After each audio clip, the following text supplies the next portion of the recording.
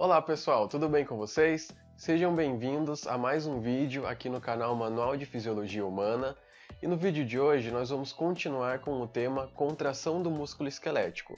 No vídeo anterior eu falei sobre os mecanismos gerais e moleculares da contração muscular.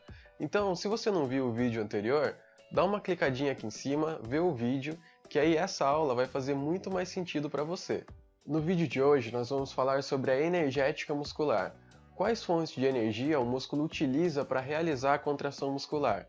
E também vamos falar sobre algumas características gerais da musculatura, como os diferentes tipos de fibra, fibra do tipo 1, tipo 2, diferentes tipos de contração, definir alguns conceitos como tônus muscular, fadiga, hipertrofia, atrofia, hiperplasia, entre outros. Então, se você ainda não se inscreveu no canal, não esquece de se inscrever e de deixar aquele like. E se você já fez tudo isso, é só esperar a vinheta.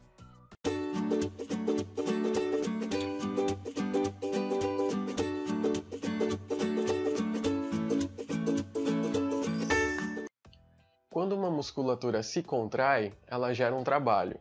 O trabalho nada mais é do que a transferência de energia que está no músculo para mobilizar uma carga, como segurar uma sacolinha de supermercado, por exemplo. Para eu conseguir segurar o peso, eu preciso desempenhar um trabalho e gastar energia. Em termos matemáticos, nós temos que T, que é o rendimento do trabalho, é igual a carga vezes a distância. Ou seja, quanto maior o peso da sacola, maior o meu trabalho. E você já reparou que você segura essa sacola bem pertinho? Quanto maior a distância que está a sacola do seu corpo, maior vai ser o trabalho também. E isso é biomecânica, que nós vamos abordar em outros vídeos. A energia necessária para que a gente consiga segurar essa sacolinha de supermercado ou para desempenhar qualquer outro tipo de trabalho é derivada de reações químicas que ocorrem dentro da célula. Lembra que no vídeo anterior eu falei que o deslizamento de filamentos de actina e miosina é que geram a contração muscular. E para que isso ocorra, a célula precisa de ATP, que é uma moeda energética que nós temos dentro do nosso corpo. E agora nós vamos falar sobre as três principais fontes de energia para que ocorra a contração muscular. A primeira fonte de energia utilizada para reconstruir o ATP e dar energia para a célula é a fosfocreatina. A fosfocreatina transporta uma ligação de fosfato de alta energia muito parecida com o ATP. E quando a célula precisa de energia para realizar a contração, essa fosfocreatina é clivada e liberada energia para ressintetizar o ADP em ATP. Porém, nós temos pouca quantidade de fosfocreatina dentro da célula. Em uma contração máxima, a energia derivada da fosfocreatina ela só pode ser mantida por mais ou menos 5 a 8 segundos. Ou seja, a fosfocreatina é uma fonte rápida, porém ela também se esgota muito rápido. A segunda fonte de energia para a ressíntese do ATP é a glicólise, que é a quebra do glicogênio até a formação do piruvato. Essa glicólise ela pode ocorrer sem a presença de oxigênio, que é o chamado metabolismo anaeróbio. Porém, esse metabolismo anaeróbio produz metabólitos que impedem que a contração muscular ocorra durante muito tempo. A terceira e última fonte de energia para a ressíntese do ATP é o metabolismo oxidativo, que pega os metabólitos lá da glicólise, combina com oxigênio e consegue gerar mais ATP, mais energia para a célula. Mais de 95% de toda a energia utilizada pelo músculo durante exercícios de longa duração é derivada do metabolismo oxidativo. Lembrando que os mecanismos de obtenção de energia a partir da fosfocreatina, da glicólise ou do metabolismo oxidativo são extremamente importantes e vão ser discutidos em vídeos posteriores. Nós vimos as fontes de energia que a célula utiliza para ressintetizar o ATP. Esse ATP vai ser utilizado lá pelos filamentos de actina e miosina, onde um vai deslizar sobre o outro e gerar a contração muscular. Porém, nós não temos só um tipo de contração muscular, e é isso que nós vamos ver agora.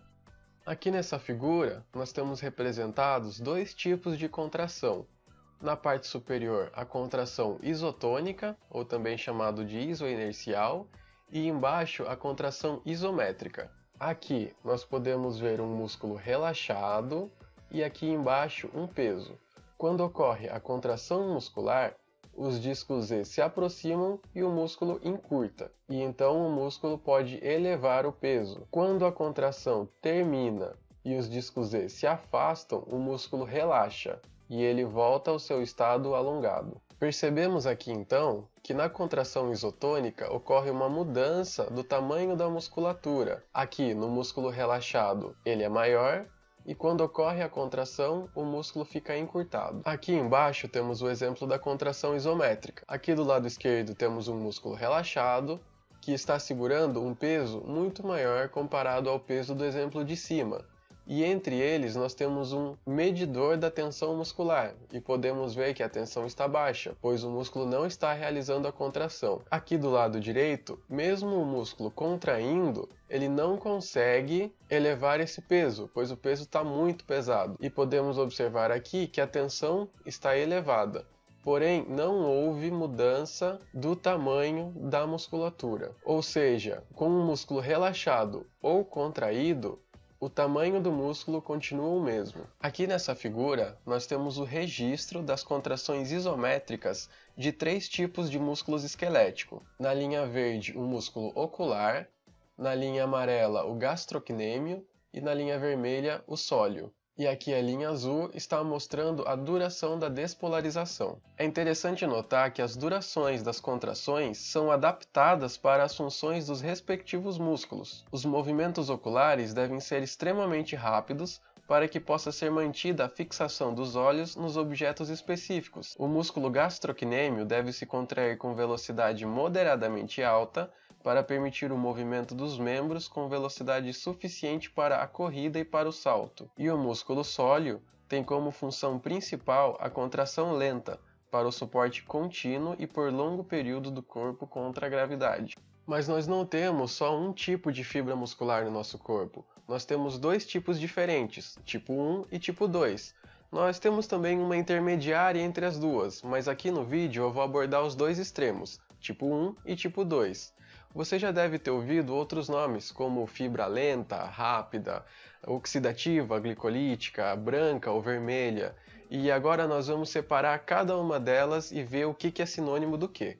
O primeiro tipo de fibra que nós vamos falar é a fibra do tipo 1. A fibra do tipo 1 é um pouco menor quando comparado à fibra do tipo 2, a contração dela é um pouco mais lenta, a vascularização dessa fibra é maior do que a fibra do tipo 2 também, e ela contém mais mitocôndrias, além de conter mais mioglobina, que são proteínas que transportam ferro, o que dá um aspecto avermelhado para a célula. Ou seja, a fibra do tipo 1 ela é lenta, ela é oxidativa, pois ela tem muita mitocôndria, e ela é vermelha, por causa da presença de mioglobina. Já a fibra do tipo 2 é o contrário da fibra do tipo 1. Elas são fibras maiores, ela tem uma contração mais rápida, ela possui mais enzimas glicolíticas comparado à quantidade de mitocôndria em relação à fibra do tipo 1, e ela não possui tanta mioglobina, ou seja, a fibra do tipo 2 ela é rápida, ela é glicolítica e ela é branca. Só fazendo uma observação, atletas de corrida de longa distância possuem mais fibras do tipo 1, que são lentas, que utilizam bastante oxigênio, porque eles precisam desempenhar o exercício durante um longo tempo.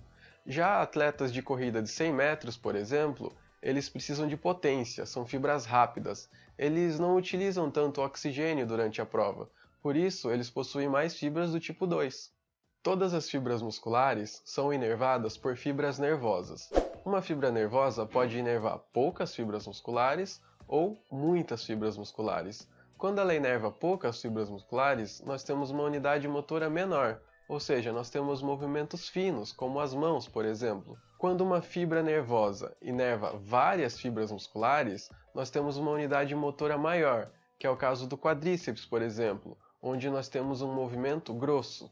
As contrações musculares apresentam forças diferentes. Por exemplo, para levantar 1 kg, eu preciso de uma força menor do que para levantar 10 kg. E nós temos 2 mecanismos para controlar a força que nós precisamos desempenhar. O primeiro é somação por fibras múltiplas e o segundo é somação por frequência. Quando nós estamos em repouso, o sistema nervoso central envia sinais fracos para a musculatura, ou seja, a gente recruta poucas unidades motoras.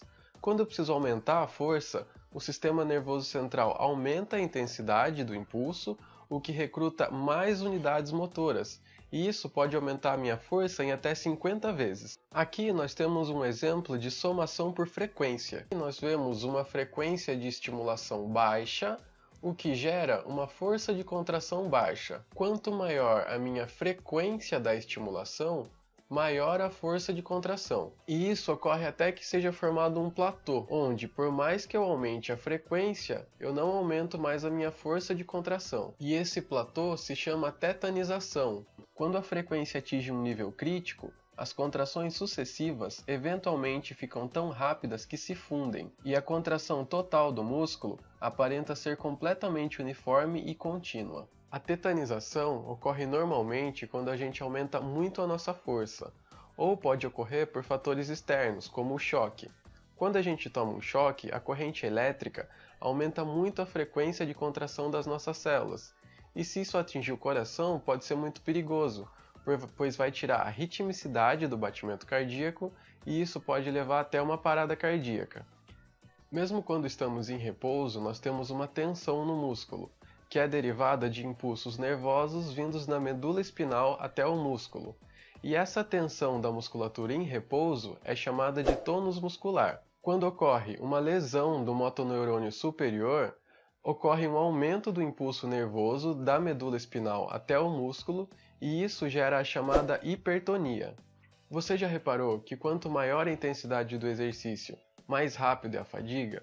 Isso ocorre porque quanto maior a intensidade do exercício, maior também é a depressão de glicogênio intramuscular, o que leva a uma falta de energia para que a célula consiga manter a sua contração. Um outro mecanismo de fadiga está relacionado mais ao sistema nervoso central.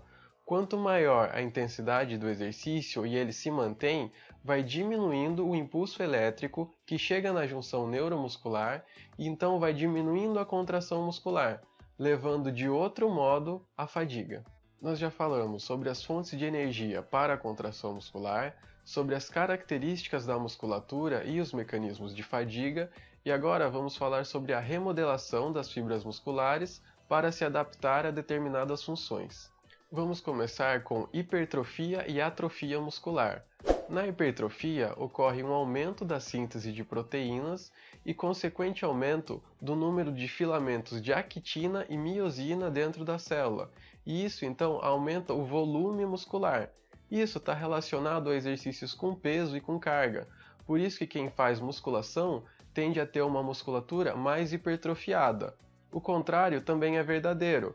Quando faz pouco exercício muscular, ocorre diminuição da síntese de proteínas, diminuição do número de filamentos de actina e miosina e, consequentemente, a célula diminui.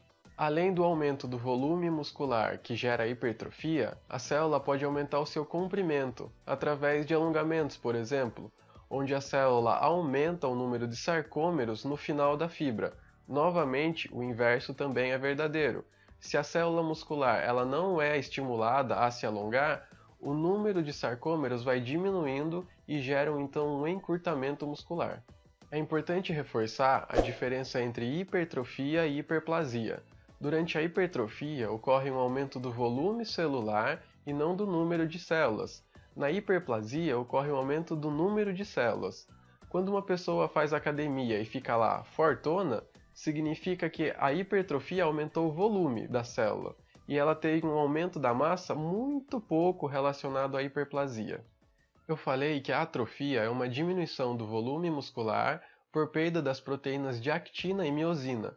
Quando ocorre uma denervação da musculatura, ou seja, não chega mais impulso elétrico naquele músculo para que ocorra a contração, ele sofre uma atrofia progressiva. E com o tempo, esse tecido muscular vai sendo substituído por um tecido gorduroso e um tecido fibroso. E esses tecidos gorduroso e fibroso, eles têm a tendência de encurtar, e isso que se chama contratura. Quando ocorre uma contratura em uma determinada articulação, isso prejudica muito a função daquela articulação.